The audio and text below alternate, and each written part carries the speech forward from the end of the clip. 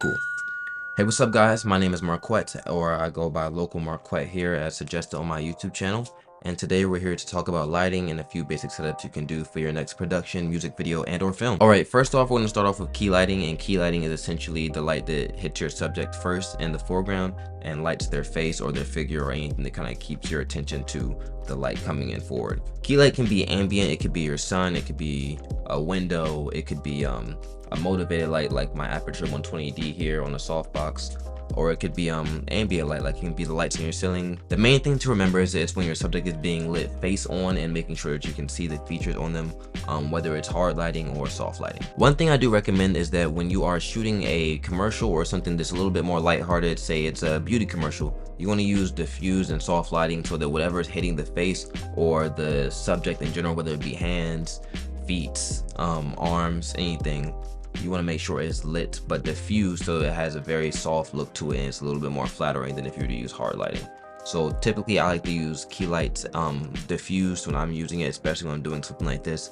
It's more interview based, so it looks a little bit more professional, soft, and less dramatic. One thing to keep in mind is whether you want to hard light or soft light your subject, and essentially what that means is that a hard light would be you shining your light directly onto your subject with nothing in between, and a soft light would be diffused by maybe a silk or a softbox just to soften the features and make it a little bit more flattering along the face or any other features that you're shooting. In a lot of your favorite films, when you see a light that isn't diffused, it's usually because it's casting some shadows on the face, inherently making the image more dramatic to watch. You're automatically telling the viewer that whatever they're looking at is inherently more dramatic than something that's soft lit. Keep in mind that key lighting is just a term used to say that you're lighting the front of your subject, whether it be more dramatic or less dramatic using soft or harder lighting. When you're using overhead lighting, you're putting the light source directly above the subject's head, making sure that all the shadows come right down on their face. A lot of these shadows, especially in the eyes, will be called raccoon eyes, as it creates like a dark shadow under the eyes and makes everything a lot more dramatic. Here's an example of some overhead lighting that I shot just so I can show you guys for this video, and sometimes that I've used it in music videos or short films.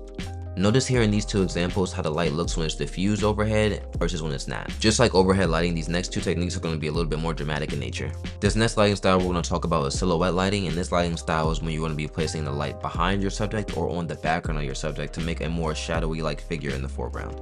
You can always add things like haze or objects in the background to make it a more interesting scene. Keep in mind that whenever you put your light directly behind your subject and shine it towards the subject and the camera, it creates a bit of a rim lighting behind them. Although it's still silhouette, the outside of them will be kind of glowing with the light shining on their back.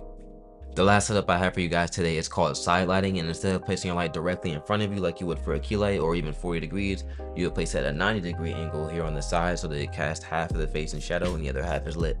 Alright, now I want to talk a little bit about modifiers and what they do to help your lighting and change up your scenes. This right here is my swag. Our first modifier here is a reflector, and this both intensifies the light and shapes it into kind of a flood zone. Unfortunately it isn't adjustable, but it does have a couple of uses in terms of making your light a little bit more shaped and controlling it so it isn't blasting everywhere. That was cool with me. Here I have a Fresnel, and a Fresnel is what I use to attach to the front of my light so that I can intensify it and both shape it a little bit. This Fresnel comes with a flood ability. So here, if I spin it this way, which way? I don't know, I'm struggling right now. I'm really trying. This Fresnel comes with the ability to adjust it, so you can kind of move it up this way to make it a little bit more spotlit, and then move it back that way to make it more of a floodlight.